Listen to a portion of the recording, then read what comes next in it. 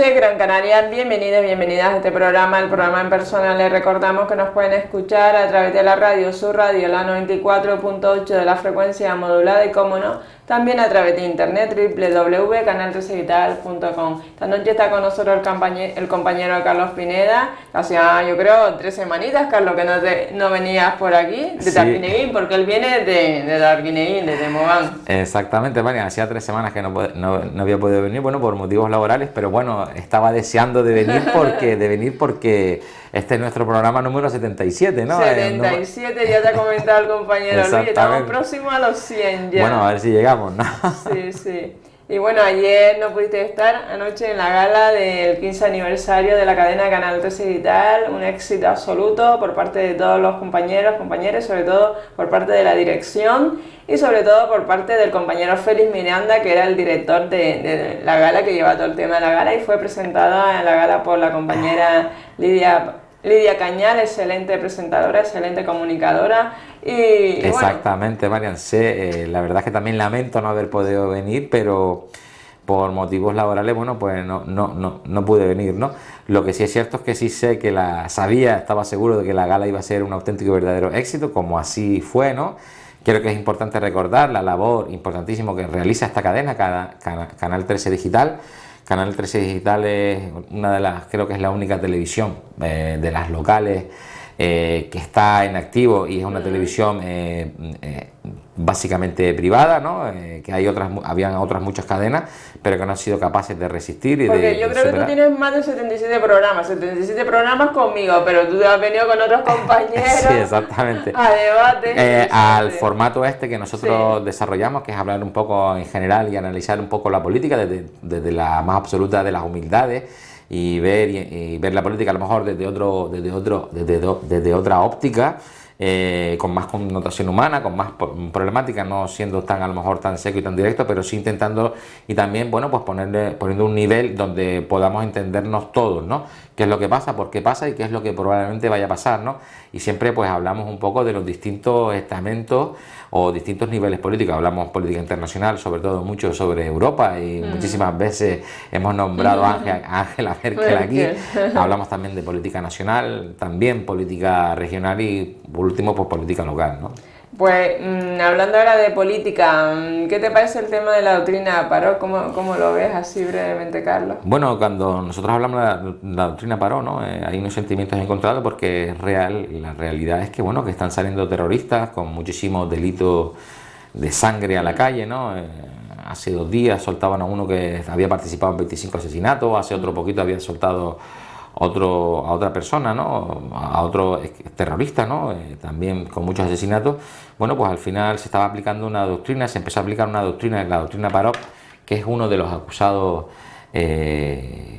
un terrorista, ¿no? Parot fue un terrorista donde se le empezó a acusar, creo que cuando lo sentenciaron fue por 25 asesinatos. Y bueno, un poco era que se tenían que ir cumpliendo no el máximo de pena conjunta, que en España son 20 años, antes eran 30 años, sino se le van sumando las condenas y tenía que hacer tenían que cumplir muchos más años, ¿no? Esta es la realidad. Bueno, pues muchísimos de los terroristas entendían que no se estaba haciendo justo con ellos, bueno, y han llevado la doctrina Parot, la que se estaba aplicando a través del Tribunal Superior de Justicia Supremo, a través del Tribunal Supremo, a Europa, ¿no? Y bueno, pues la sentencia fue clara, y lo que se está haciendo es adaptarse a lo que ha dicho Europa, ¿no? La sentencia nos puede gustar más o nos puede gustar menos. Lo que sí es cierto es que el gobierno, bueno, pues cuando estamos en una democracia, los que somos demócratas, tenemos que adaptarnos a la realidad, a la legislación y a la ley y a las normas, ¿no? Hay otros que es cierto, como los terroristas, bueno, pues, y otros muchos, bueno, no solamente terroristas, sino otros muchos delitos muy complicados y delitos que han sido muy mediáticos y que conllevan mucha pena, muchísimos años de cárcel. Bueno, pues que uno a veces, bueno, pues visceralmente quiere que le pase lo peor, ¿no? Y a lo mejor no ser tan demócrata, pero yo creo que hay que reflexionar y aceptar las cosas como son, y sobre todo ser demócratas, porque nosotros no somos iguales que ellos, ¿no? Entonces, cuando hay una sentencia, la sentencia es tajante y es concluyente, pues lo que hay que hacer, si eres un país serio, si perteneces a una sociedad serias, justas y demás, ¿no? Pues lo que hay que hacer es aceptarlas, ¿no? Y no darle más importancia, ¿no? Yo lo que sí quiero recordar es que la aplicación de este tipo de sentencias, ahora ya vemos, y desde Canarias siempre lo hemos visto a lo mejor un poco lejos, ¿no? Siempre nos afectaba, ¿no? Pero bueno, hace 8 o 9 años, cuando ETA estaba no en su mayor apogeo, porque podíamos hablar que ETA estaba en su mayor apogeo hace 20, 15 años, ¿no? Después las fuerzas del Estado, bueno, la democracia, las leyes, los jueces, los fiscales, los investigadores, siempre cumpliendo con la legalidad. Bueno, pues hemos acorralado a ETA y hemos conseguido, bueno, pues que disminuya su capacidad prácticamente hasta desaparecer y a no ser uno de los problemas más importantes, ¿no? Pero esto pasaba antes, ¿no? Bueno, pues la normativa esta, de Parot, bueno, fue una herramienta muy, pero que muy importante para doblegar a ETA, ¿no? Yo creo que esto ha sido importante y bueno, y ahora lo que hay que hacer es, bueno, pues si el Tribunal de Justicia Europeo dice una cosa, bueno, pues hacer lo que dicen, ¿no? Creo que es lo correcto. Lo correcto. Carlos, ¿crees que sobran senadores o se debe reformar o eliminar el Senado tan cuestionado que realmente, pues no sé, en el Senado pues parece que van políticos realmente que ya no sabes dónde colocarlos, entonces los colocas ahí, en ese Senado que se parece un cementerio ahí de elefantes, entre comillas, estoy hablando entre comillas. Entonces realmente o quitar senadores o el gasto que hay en el Senado ¿lo crees que es muy fuerte? O sea, hay que eliminarlo. Hay que mirar un poco en nuestro entorno, ¿no? Y qué es el Senado, ¿no? A veces nos olvidamos un poco qué es el Senado y cuál es su importancia, ¿no? El Parlamento Nacional, nuestro Parlamento, está formado por 2 cámaras. Tenemos el Congreso de los Diputados, que hablamos siempre de la Cámara Baja. Bueno, la Cámara Baja tiene sus funciones, ¿no? El Congreso, donde están los diputados, pues la primera, bueno, pues elegir al Ejecutivo, eligen al Gobierno y después aprueban o no aprueban las leyes. Cuando hablamos del Senado, ya a nivel general de todos los países, bueno, la Cámara de Control, como comentabas tú, una Cámara de segunda lectura, pero bueno, también es una Cámara de representación, porque cuando nosotros hablamos del Parlamento, de la Cámara Baja, del Congreso de los Diputados, estamos hablando que es una Cámara de representación de los ciudadanos, ¿no? Los ciudadanos están representados y su voluntad está representada en el Congreso de los Diputados. En cambio, el Senado tiene otra connotación muy diferente, ¿no? Y por lo tanto, la representación no es la de los ciudadanos, aunque en definitiva sí es la de los ciudadanos, pero no es la de los ciudadanos. La representación del Senado representa a los territorios, ¿no? Y te voy a dar un caso, por ejemplo, curioso para que nosotros entendamos qué significa representar al territorio, ¿no? Vemos, por ejemplo, 2 comunidades autónomas, una es la Comunidad Autónoma de Madrid y vemos la Comunidad Autónoma de Castilla-La Mancha, ¿no? De Castilla-León, perdona, ¿no? Vemos que la Comunidad Autónoma de Madrid tiene casi 6 millones de habitantes y la Comunidad Autónoma de Castilla-León, bueno, pues tiene 2,5 millones, ¿no? Y su representación, o sea, su número de representantes en el Senado, pues es casi 4-1. Quiere decir que Madrid tiene, me parece que 11 senadores, en cambio la Comunidad Autónoma de Castilla-León tiene 39. ¿Y por qué es así, no? Porque aquí no estamos representando el número de habitantes, lo que estamos representando son los territorios y sobre todo las provincias, ¿no? Madrid creo que es la única comunidad autónoma uniprovincial y por lo tanto por cada provincia a Madrid le corresponden 4 senadores.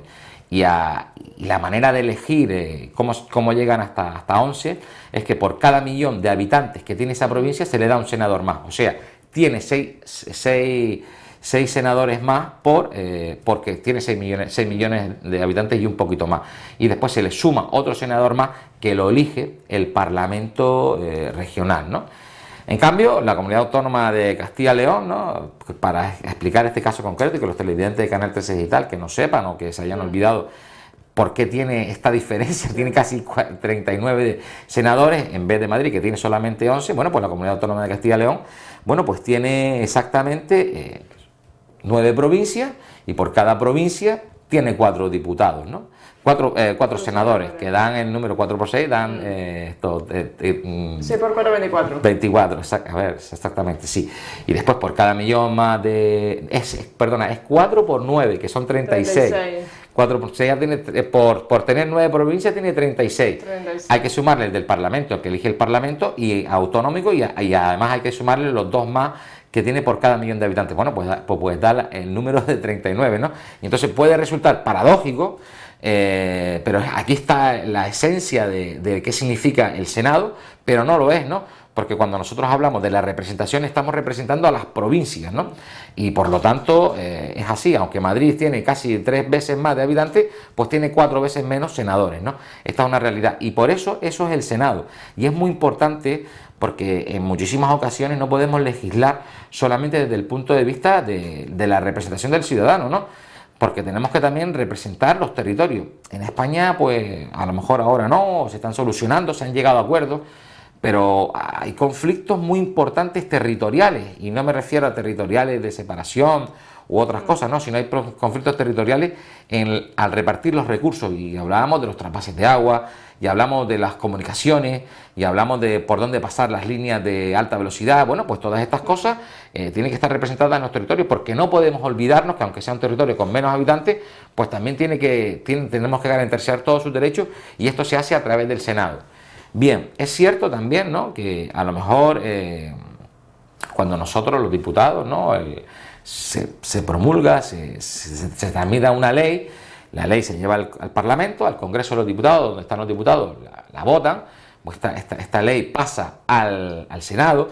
En el Senado, en la Cámara de Segunda Lectura, se relee la ley y entonces, bueno, pues la aceptamos o no la aceptamos, o donde se presentan modificaciones, ¿no? Normalmente lo normal es que se tenga en cuenta sobre todo las peculiaridades de cada región, y se aceptan muchísimas enmiendas, ¿no? Y por ejemplo podríamos hablar de una ley, ¿no?, que hace poquito estuvo de moda, ¿no?, que fue la ley de las administraciones públicas, ¿no?, la modificación, ¿no? Si nosotros escuchásemos, ¿no?, bueno, siempre se acusa al gobierno del Partido Popular de poner el rodillo, de pasar el rodillo, de no ir a nadie, ¿no? Bueno, pues esa ley, si nosotros abriéramos la hemeroteca, ¿no?, y fuéramos a los buscadores en los periódicos de internet, que es muy fácil ir a las hemerotecas y buscar cómo iba a ser esa ley hace 1 año y medio o algo así, y vemos cómo se ha tramitado la ley, vemos que ha habido una modificación sustancial en muchísimas cosas, ¿no? Y por ejemplo podríamos hablar del caso de que se comentaba que se iban a desaparecer algunos ayuntamientos, ¿no? Muchos ayuntamientos se iban a fusionar, pues obligatoriamente, ¿no? Bueno, pues la ley ya en ese aspecto no es así, y ya no solamente no se fusionan, sino lo que se hace es promover que se fusionen, ¿no? A lo mejor en Canarias no tiene mucho sentido hablar de fusión de municipios. ¿Por qué? Porque tenemos 80 y pocos municipios, ¿no? Pero creo que en Castilla y León, hablando un poco claro, creo que hay más de 2.000 municipios. Bueno, pues a lo mejor no tiene sentido que tengan tantas administraciones públicas, aunque también es cierto que hay muchísimas administraciones, bueno, porque los representantes públicos elegidos ni siquiera cobran, ¿no? O por ejemplo en otra cosa, ¿no?, cuando hablábamos de las diputaciones autonómicas, ¿no?, que si las trasladamos un poco a lo que es el panorama, que es una diputación autonómica para un canario, bueno, pues no tiene sentido, pero viene a ser más o menos el papel que tiene un cabildo, ¿no?, con menos atribuciones, menos historia. Hay que recordar que los cabildos son las instituciones muy antiguas en Canarias y muy relevantes e importantes, ¿no?, que donde se demuestra la idiosincrasia y la forma de hacer las cosas dependiendo de cada isla, porque en todas las islas no somos iguales y son muy importantes. Bueno, pues un poco, si al principio íbamos a quitar las diputaciones, o le íbamos a quitar empacho, o le íbamos a quitar capacidad de gestión y le íbamos a quitar competencia, lo que se hace es dar.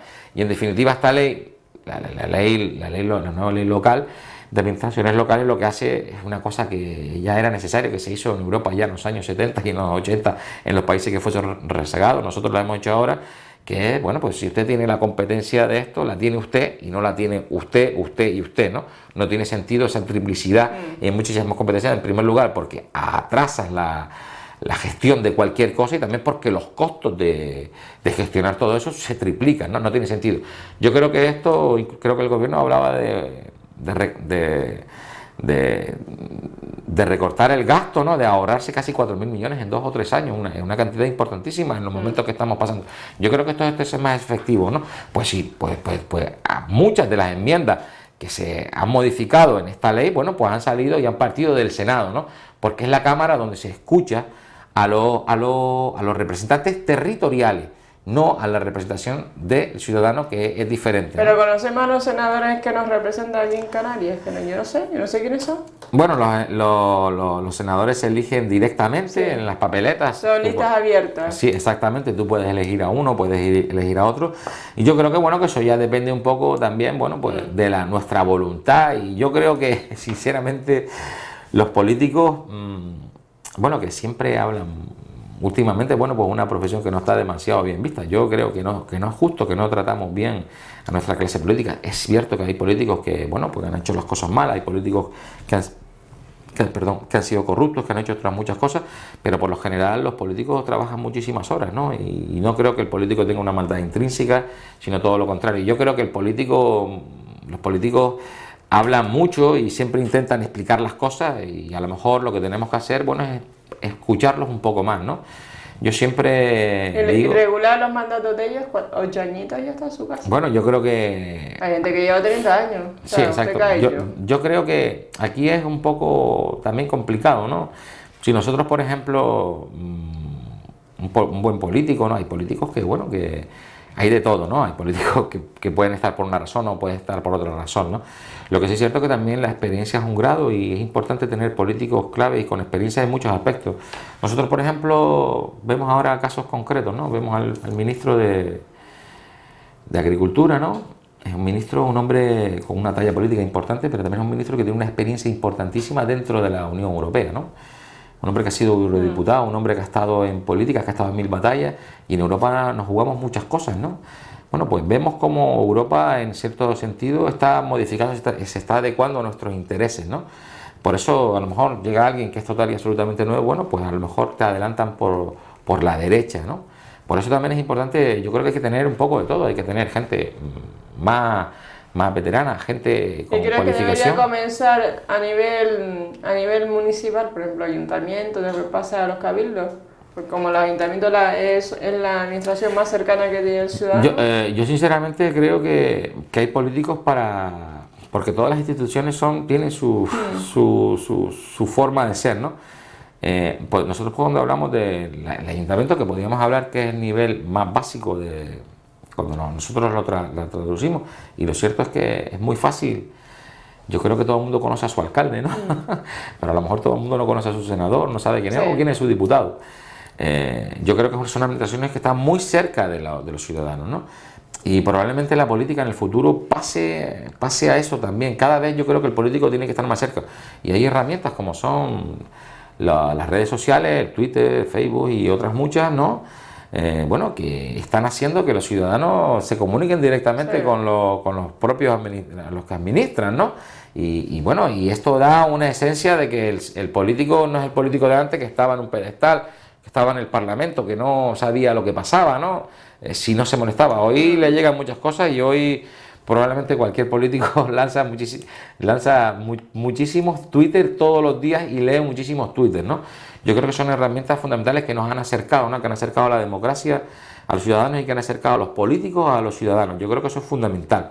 Y poca cosa más, ¿no? Después hay otros niveles de la política que hay más gestión, que es más negociación. Por ejemplo, hablamos de los cabildos, hay consejerías en el cabildo, bueno, porque pueden ser más mediáticas que otras. Por ejemplo, a lo mejor la consejería de Economía no es un consejero o no es una consejera que está, depende de que la ostente, bueno, pues continuamente con los colectivos.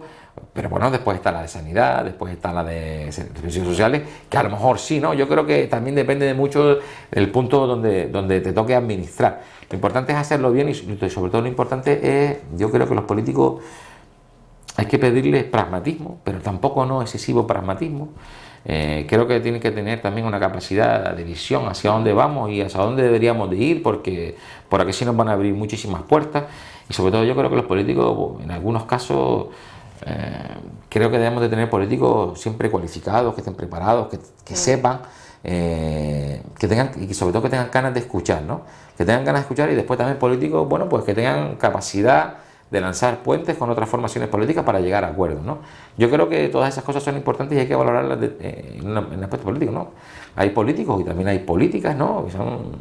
que tú las ves o los ves y son unos enconamientos total y absolutamente personales, a lo mejor con el grupo de gobierno, ¿no? No, pero eso no lleva a ninguna parte. Yo creo que lo que pues son, bueno, si estás en la oposición, bueno, pues son proponer ideas, ¿no? Y siempre proponer ideas, las aceptarán o no las aceptarán. Y yo sobre todo creo que hay que tener a lo mejor una palabra que ya no se usa mucho, pues hay que tener un poco de talante también, ¿no? Y en ese aspecto lo echamos en algunas formaciones políticas pequeñas, ¿no? Donde se toman a lo mejor la política con demasiado personalismo, bueno, pues deberíamos de tenerlo en cuenta, ¿no? Yo creo que básicamente es eso, ¿no? Y ya para terminar con el Senado, pues bueno, pues el Senado creo que a lo mejor se le podría dar otro tipo de lectura, siempre con su representación territorial, pero bueno, hay otros países donde el Senado sí es fundamental, ¿no? Y ponemos un caso que conocemos nosotros muy bien, que es el caso italiano, ¿no? Nosotros vimos como en las últimas elecciones, el partido que ganó las elecciones por 4 o 5 décimas, bueno, pues a ese partido se le premió con la mayoría absoluta. Se le premia, sacó el 31,2% y el otro sacó el 29, algo, ¿no? Prácticamente fueron iguales, pero se le premió para que tuviera mayoría absoluta, porque es el sistema democrático en Italia, mayoría absoluta en el Congreso. Vale, podríamos hablar que no debería de tener inestabilidad política, pero en Italia sigue habiendo mucha inestabilidad política, entre otras cosas porque siempre es así, porque el Senado sí es vinculante. ¿Qué pasa con el Senado? En el Senado no te premian con mayoría absoluta y por lo tanto no hay ninguna formación política que esté por encima de las demás para sacar adelante las cosas. Entonces, sí, claro, si tienes un Congreso y después tienes un Senado que te para todas tus decisiones, bueno, pues había que buscar un consenso y llegar a un acuerdo para que en el Senado salieran las cosas adelante, que al final lo que pasó, bueno, pues es que se unió el partido de Letta y el de Silvio Berlusconi para, ya no solo para tener una mayoría más que holgada en el Parlamento de los Diputados italianos, sino así también en el Parlamento de Representación Regional, que es el Senado, ¿no? En las dos cámaras, ¿no? Para finalizar, Carlos, el tema del Partido Socialista Canario en La Palma, toda esa moción de censura que está esta semana ahí, ¿cómo lo ves? ¿Crees que afectará al pacto del gobierno regional?